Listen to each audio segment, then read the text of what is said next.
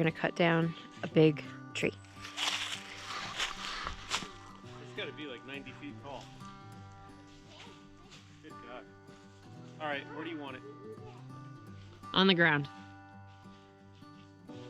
I'm gonna try to... I'll probably be cutting it from like right here. I'll make my wedge here. Yeah. And then I'll come across this way.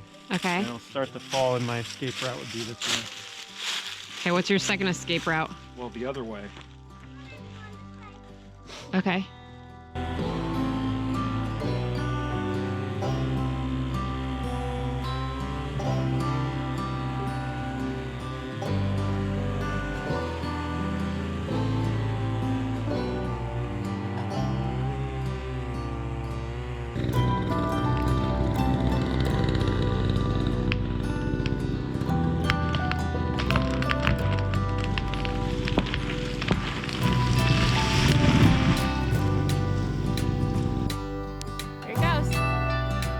For big thump.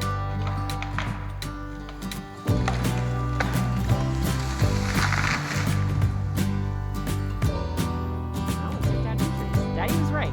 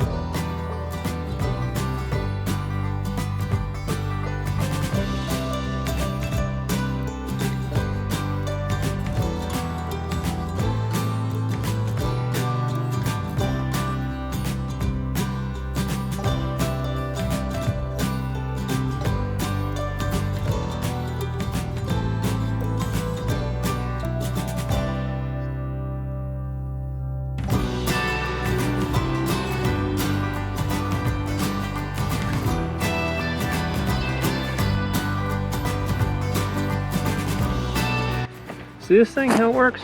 This is cool.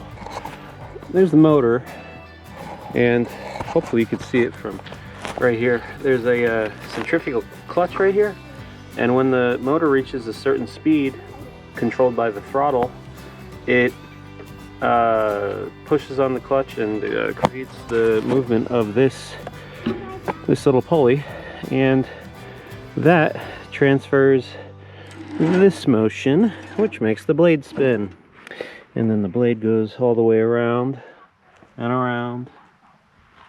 That's it. I'm going to change the blade. So yes, finally, yesterday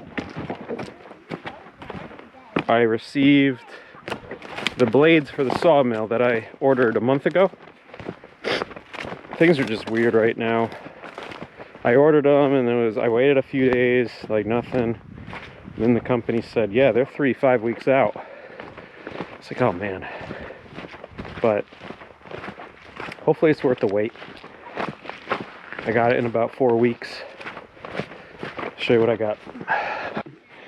These are made by Wood-Mizer. There's 5 in a pack, and they were about $100.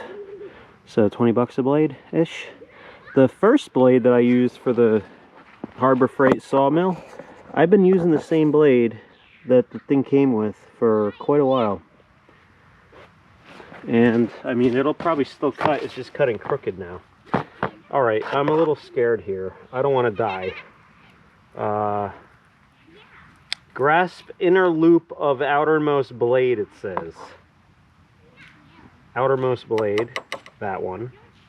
Inner loop. Okay, I guess there. Lift blade from clip. Lift blade from clip. I guess this is the clip. Allow blade to unfold and remove.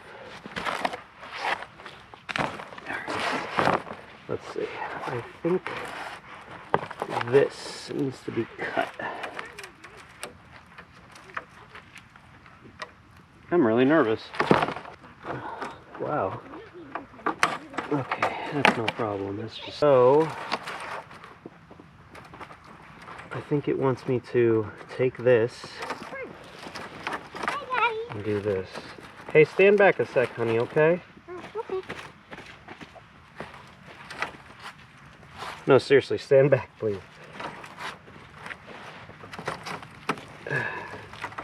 Alright, so then that goes like this. Come on, sis. Alright, heads up, guys. Okay. Ooh, There that worked. I can tell you what, you do that wrong and a bunch of bad stuff can happen. Okay, so anyway, for anyone who cares, when I write the description for the video, I'll put a link to these in there.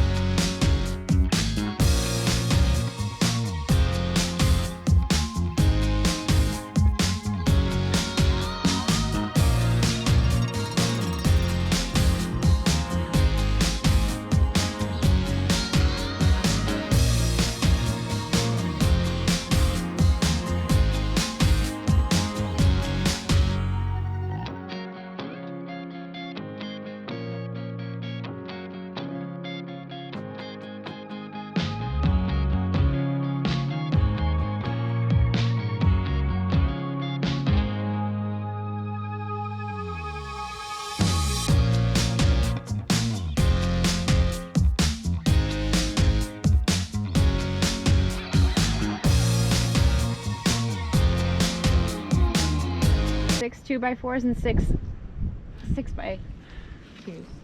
I mean 2x6s. Larry Hahn, tubas. Tubas. 2x4, 2x6s. Watching me mill, does it look like the saw is doing better now? Oh yeah, Yeah? definitely. I mean, it's like butter. Definitely needed a new blade. Yeah. So if you get this sawmill from Harbor Freight, just when you get it, just order new blades. For right off the bat. Cut one log with the other blade and then switch it. No, I don't think that quick. Yeah, I mean, get your feet wet with the blade it comes with, and then... That's a good call. Yeah, practice with the blade it comes with, but as soon as you get it, order blades. Yeah.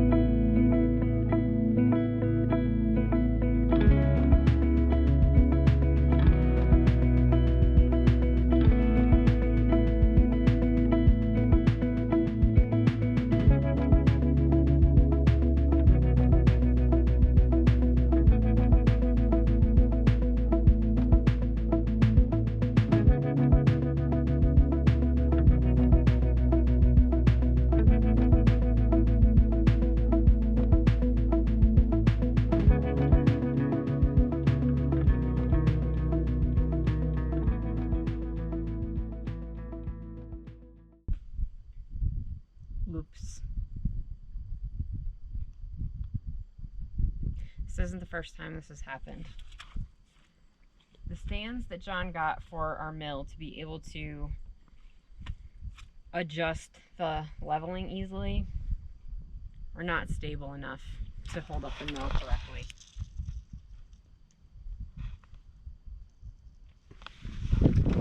It's fallen before, never this bad, but we decided that it's happened enough that we need a new solution, right? Yep, I was pretty upset.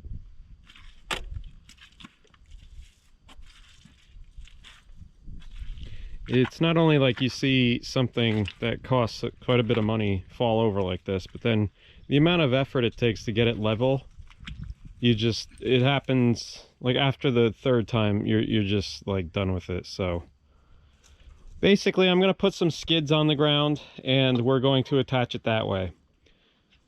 And wherever we have a contact point, we will shim it until it's level, and I'll get some bolts, some lag bolts.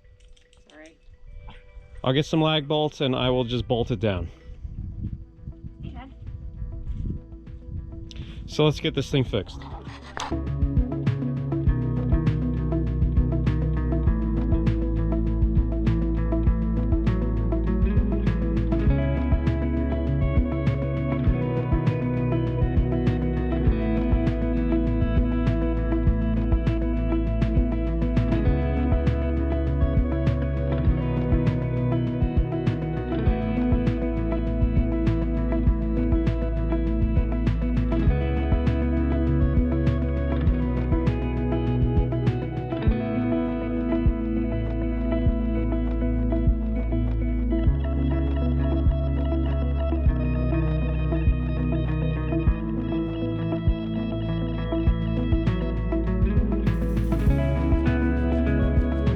Back in business, folks.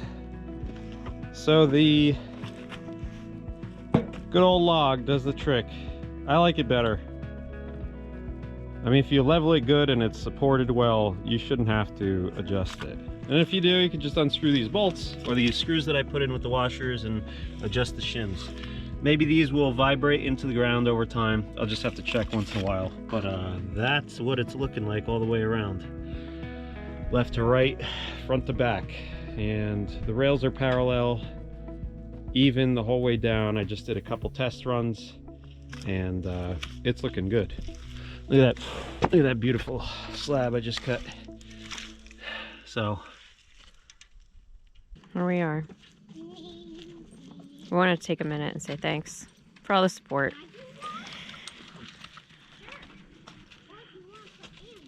Our slab was a little devastating, and it was nice to hear all the positive feedback and just encouragement from you guys, and we want to say thank you.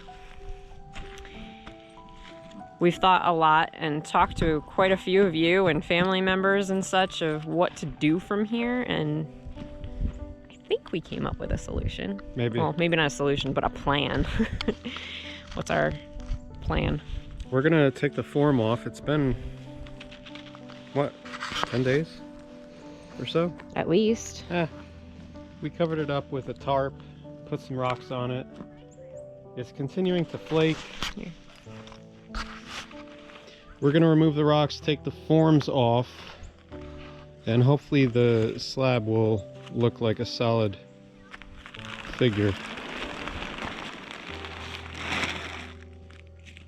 I mean, it feels good when you're walking around on it. It feels solid, but it's like... I wouldn't do too much of that, Meg. Well, honey, it's not going to magically all of a sudden stick and get hard. I mean, if it's loose, it's loose. It's just what it is. So do you just keep rubbing off the flakes until you get to a solid layer? Or is it flaky all the way through? I have no idea. Okay. Once we take the form off, we'll be able to see, like, down a little bit more. I don't know what's underneath at all, but it doesn't... I don't know.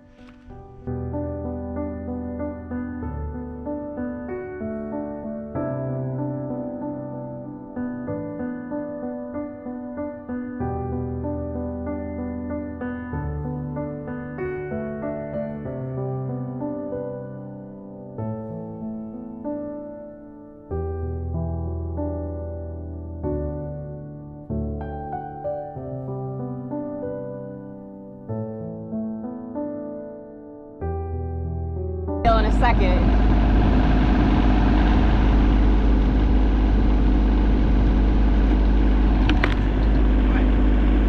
What happened? You just put a hole in the slab. The slab's falling apart.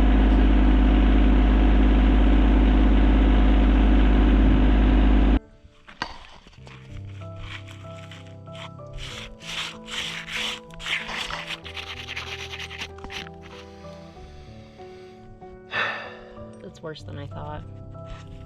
Nice CBD. Hey. Look at this.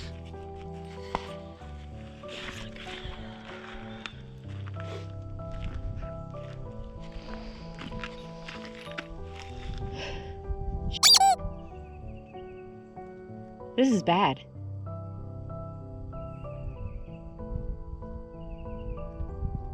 What do we do?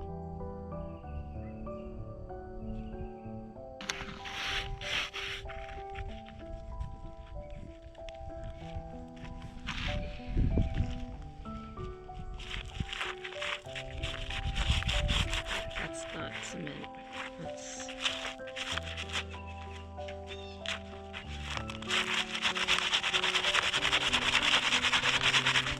It would just keep wearing away, won't it? Oh man.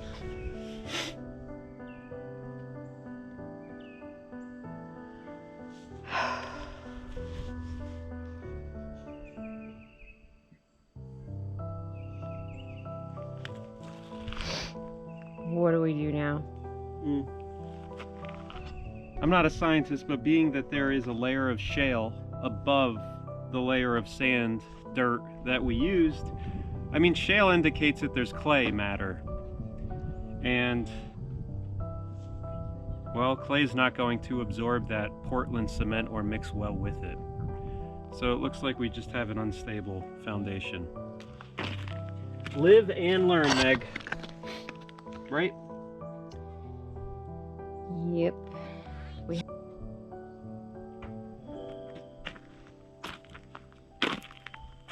I like your dad's idea.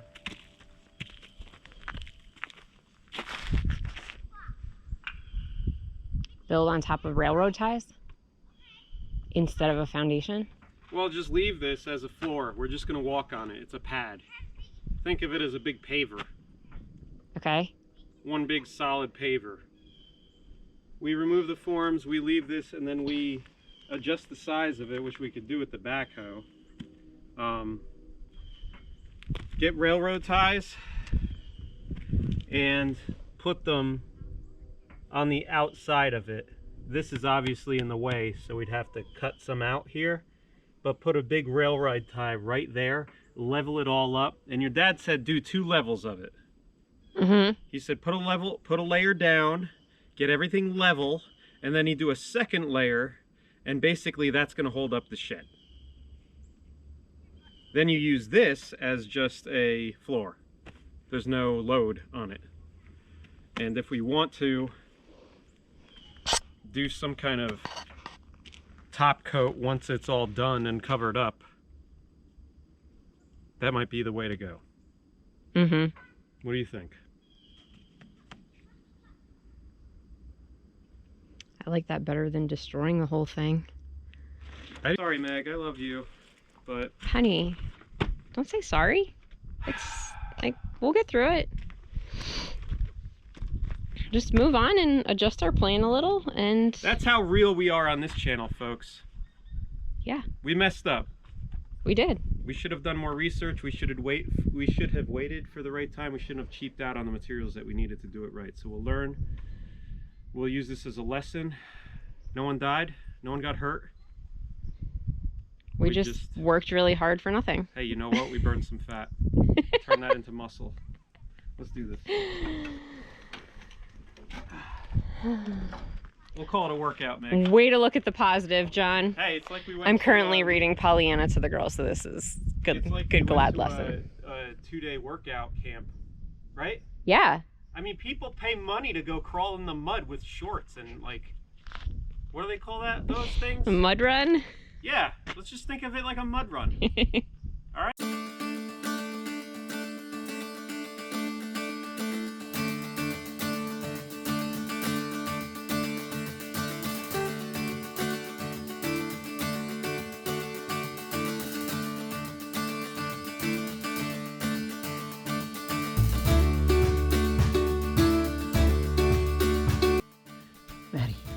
Maddie. Hey, sit. Hey, Maddie. This is a very good idea that it was a good meeting we had, Maddie. Yes. Carmen? Good meeting. Okay, so the puppies and I have talked. And here's the plan. We are going to use my father-in-law's plan to just use our slab as a floor. There's not going to be anything that is going to take any load from this floor. So instead of tying in a bottom plate for a wall along the edge, the perimeter on this thing, what we're going to do, we're going to use some railroad ties.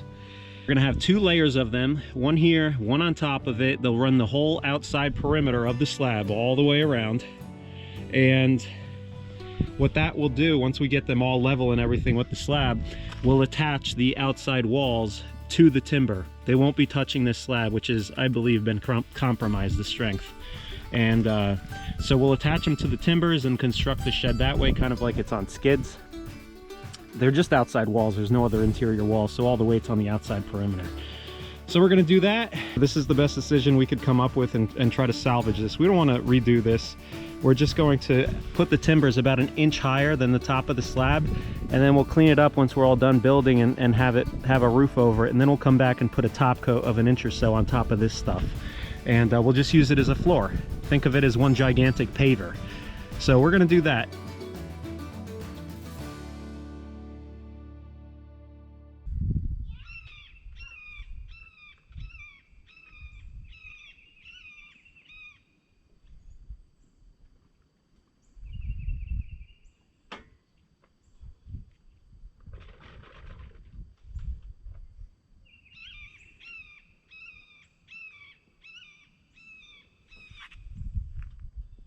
I hear you. I know. You have to laugh at us.